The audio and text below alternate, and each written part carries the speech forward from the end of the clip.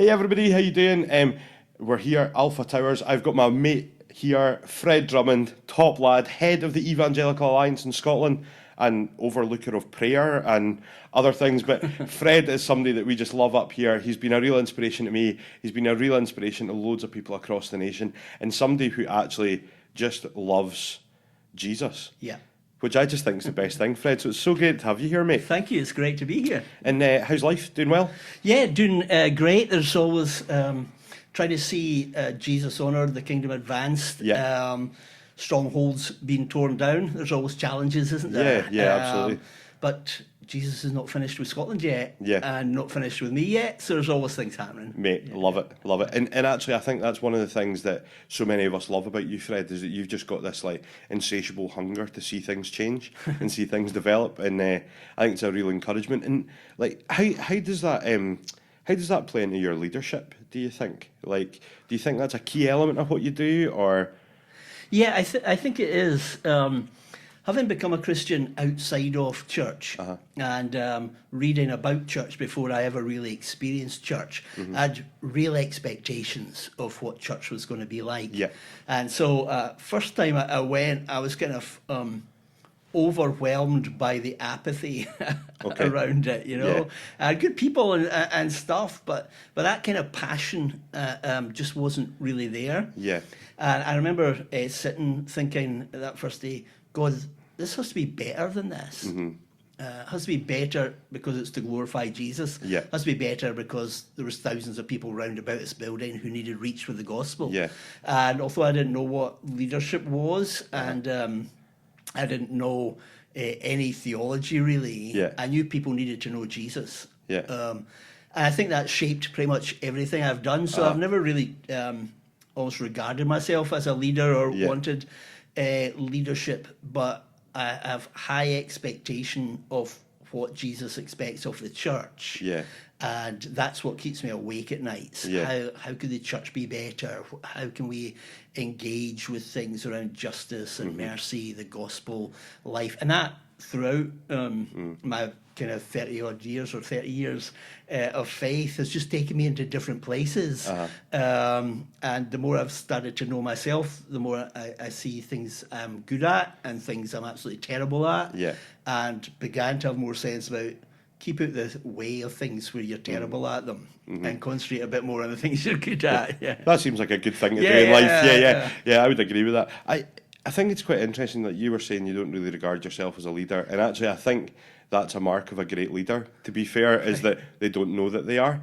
You know, there's Sandy Miller says that he's never been a leader, he just tried to do what Jesus did.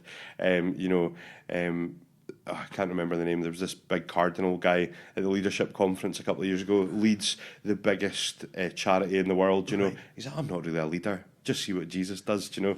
Yeah. So that probably means you're a good leader, Fred. So where did like your leadership journey begin, so to speak? Like, you know, where was your like first taste of like stepping up the ladder a little bit and doing a little bit more?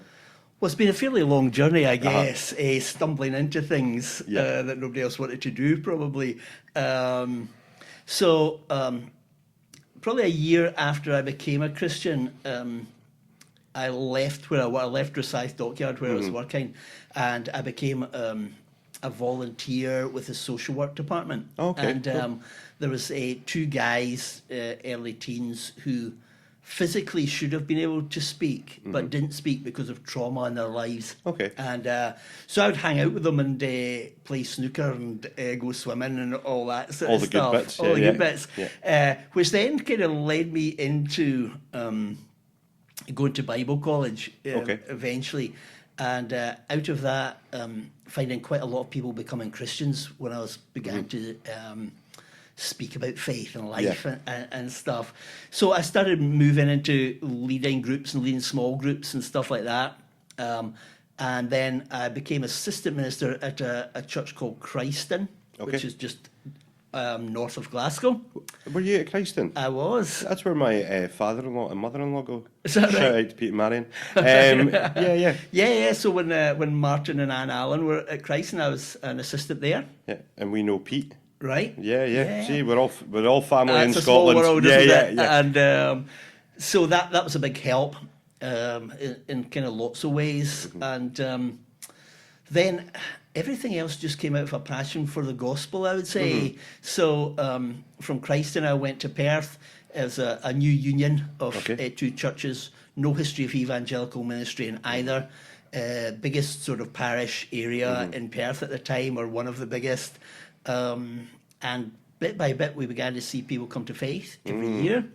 And then really felt a conviction that we needed to find ways of engaging the gospel with people who didn't have any backstory. Sure. And that sent me on a journey of writing for Gospel and Culture Network, looking at the way in which church functions and all that sort of thing, and sort of driving into that, out of which we closed the city centre church. Okay. And we started a new charge for the Church of Scotland, a bit like White Insure, Old Macker, that kind of thing, in the Muirton area of Perth, called Riverside.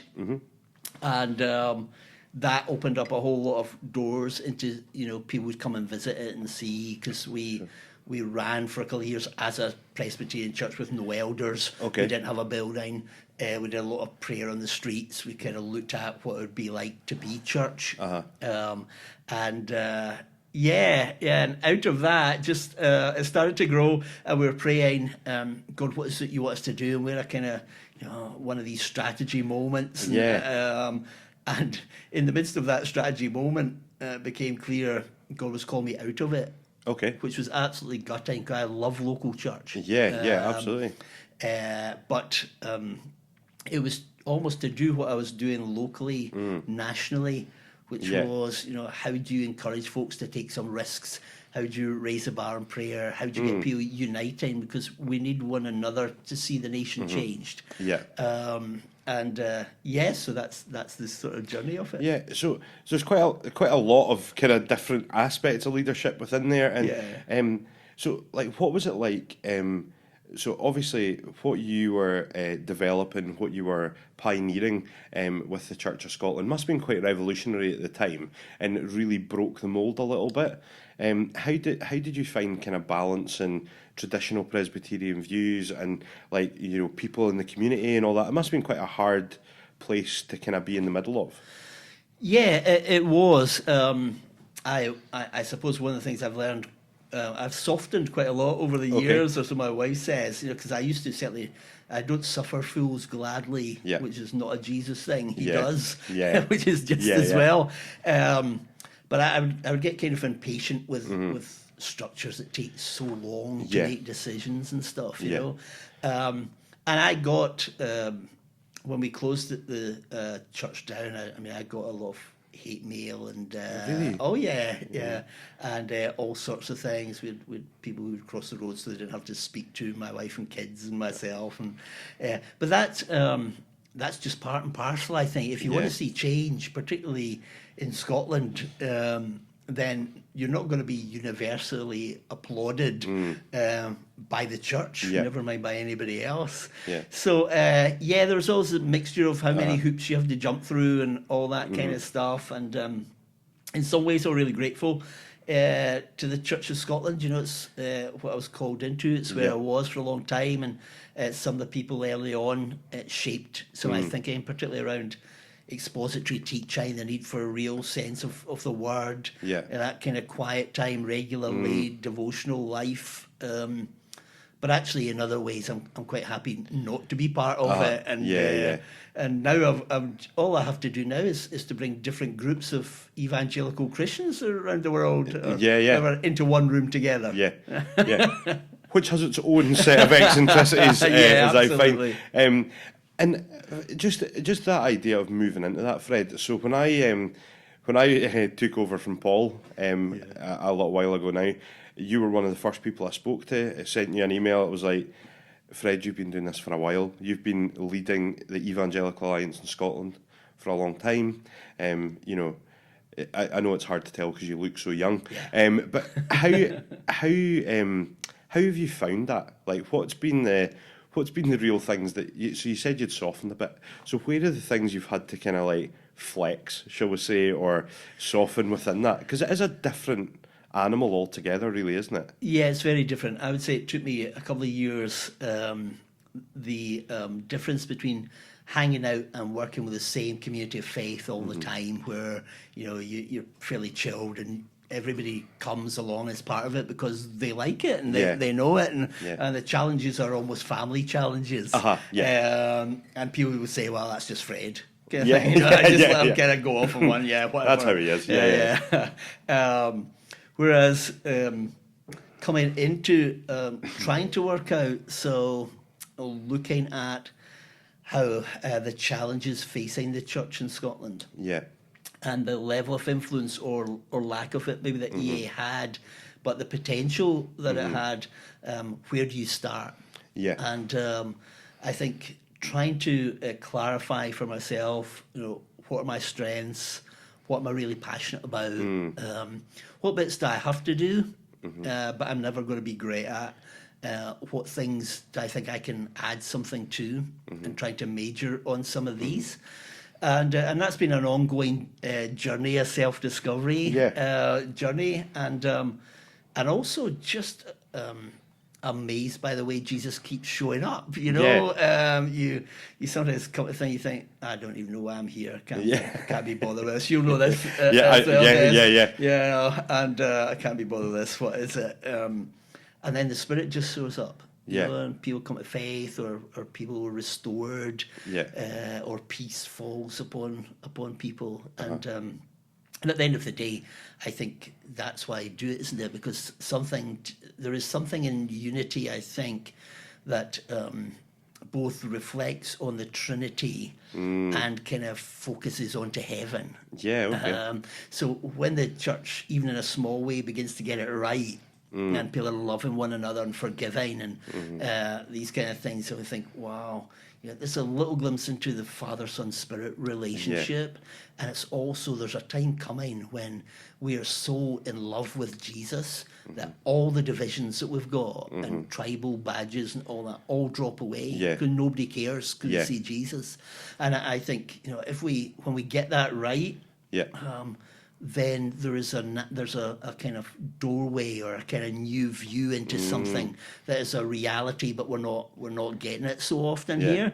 So I think that kind of has probably shaped some of my stuff, and I think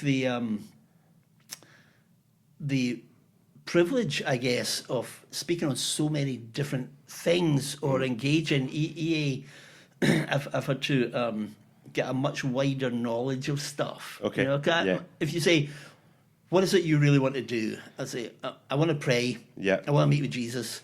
I want to preach, probably. I want to worship. I want to hang out with folks and see the kingdom advance. That's what I want to do. But do I recognise that speaking out for justice or encouraging organisations or people who want to speak up for these things is important?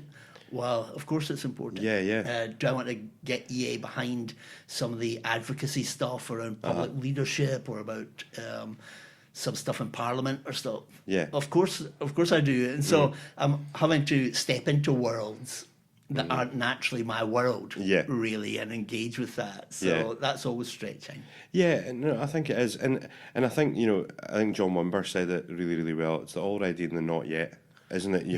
And it's the sometimes we're in this place and we can see that this is coming, but to get to there, we sometimes need to move into other things. That coming from the Rosyth dockyards, I don't think at any point you ever thought you'd be sitting in Parliament pushing forward ideas. I'm sure, much the same as when I was standing freezing on a door, getting shouted at. I never thought I'd be sitting here chatting to you in a nice room and chatting about the leadership. And I love what you said there about the Trinity, because I think there's something that we miss within that, is that actually that unity piece is the key.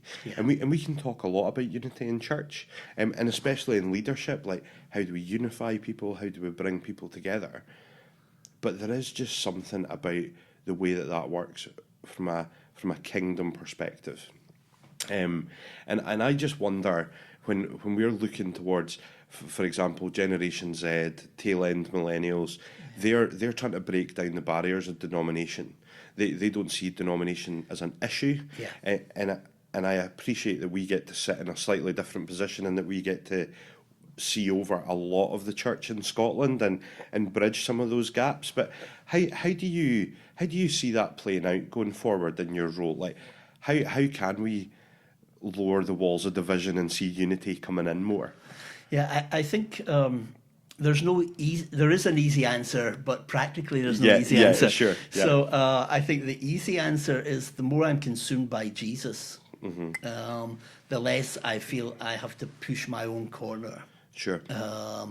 And if we're really radically kingdom focused, we want to cheer on whoever and whatever. It's almost that Philippians bit with Paul, isn't it? It's some people are preaching the gospel from vain ambition. Yeah. What's the matter? Yeah. As long as the gospel's being preached. Yeah. And for us to get into that heart, what's the matter as long as we're praying? What does it matter as long as we're engaging with the gospel? Totally. So theologically, I think most of us get it.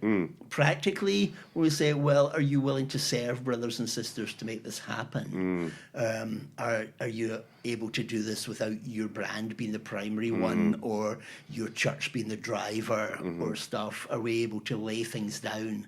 That's when the difficulties come in. And I totally, having run a local church, I totally understand that. Yeah. Because you've got a whole congregation say, so what are you doing? And where's our name? And what's this happening? Yeah. But seeing a bigger picture is a key. I was speaking to a group of, I think it was 16 to 20-year-olds that came together for a leadership weekend, which was great. It was great fun, engaging. But one of the things that gives me real hope and encouragement is, in one sense, these kids, I think, are in love with Jesus, not in love with religion. Yeah, okay. And that's a great start, isn't it? Absolutely. Because if you're in love with Jesus, you kind of, Jesus, I'm open today to whatever you're going to do. Just show me what you want me to do, and I'm Absolutely. up for it. Yeah. And I think out of that, we begin to develop, so what are our gifts and passions? And if we've got role models and mentors who are getting alongside saying, you know what, I'll carry the can for this. Just you go do it. Let's have some fun.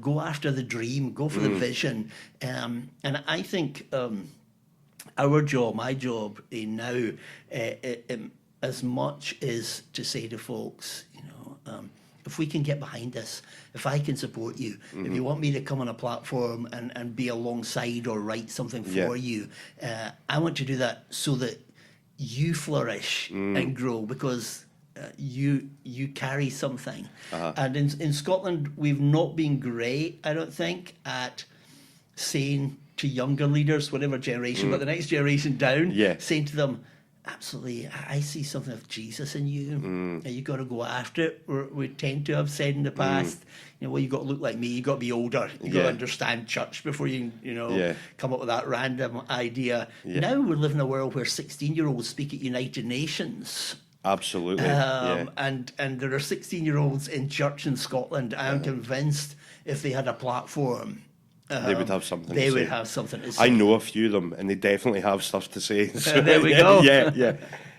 It is fascinating though, because the phrase I like to use sometimes is to make my ceiling the next generation's floor. Right. Do you know? Right. So how do we elevate people up? And I think that's something that certainly I've been really blessed with in my life, not just my Christian life, but people willing to take a chance and just to take the risk and like kind of run with it. It's very Barnabas and Saul, isn't it? Yeah, that kind of idea of like, I'll take this guy, I'll train him, I'll spend some time with him. Yeah.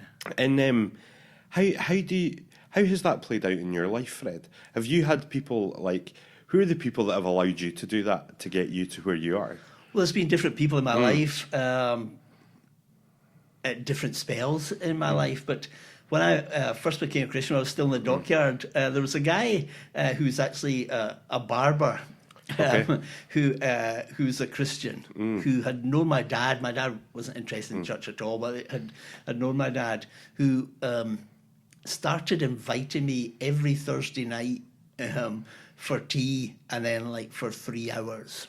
And I don't know if you ever came across this Matthew Henry Bible commentary. I You ever have heard some it? on my You've shelf. got- Yeah. So I think this was- everyone has a set, right? Right, so this is the one, the Bible in one book Yeah. sort of commentary, and Gordon would have this, and it would sit on the table after tea, Yeah. and we went like verse by verse through the Wow. Gospels Yeah. every Thursday for about 18 months, and prayed, and he would kind of get in touch with me and see how things were going. Yeah. So that's been really, really important.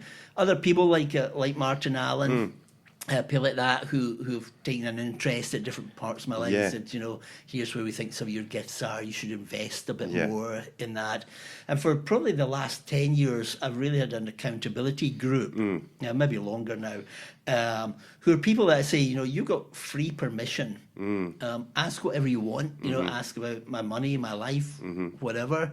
Because one of the problems I think of a national role, and you know this, Des, is in one sense you're not accountable to anybody. You're traveling all around. You're kind of doing the platformy thing, or you're speaking at the church, and you're back in the car. You're driving, and these people don't see you again for 6 months. So there's nobody who can hold you account to say, well, you preached on this, but actually, in your life, whatever. So having a group of people who actually can at any time just ask these questions, and they know that they're praying for you to flourish. They're not praying for EA. In one sense, they're not really praying for my ministry. They're praying for me, for the family, for these kind of things.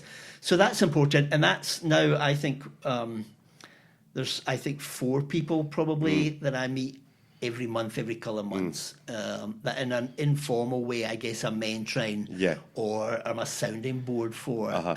And that's one of the things that's probably it changed, I guess. That's if you're around long enough and you don't get the sack,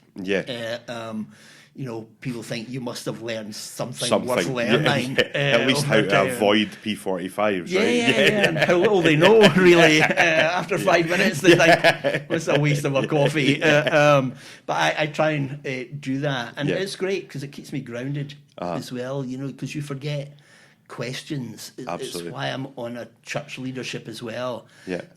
So that locally, I'm actually hearing what are the issues of a congregation today, kind of rooted down rather than just floating in for a weekend and saying, and I think that is the trouble with a role like the roles that we have, is that you're in church maybe 1 in 4, 1 in 5. Sometimes it's a while before you're at home. You're in church, and that was something that you actually told me I should think about, getting some people around, and I had a few people, but we've kind of made that more of a formal thing, and it's so beneficial.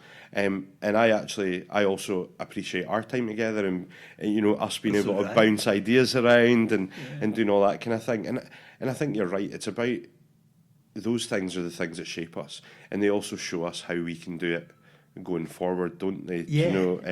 And I just wonder if there was a piece of advice that you could give Dockyard Fred. I know we keep going back to the Dockyard, but it's an iconic image. I've just got you with a rivet gun and a hammer, and what would that piece of advice be, do you think?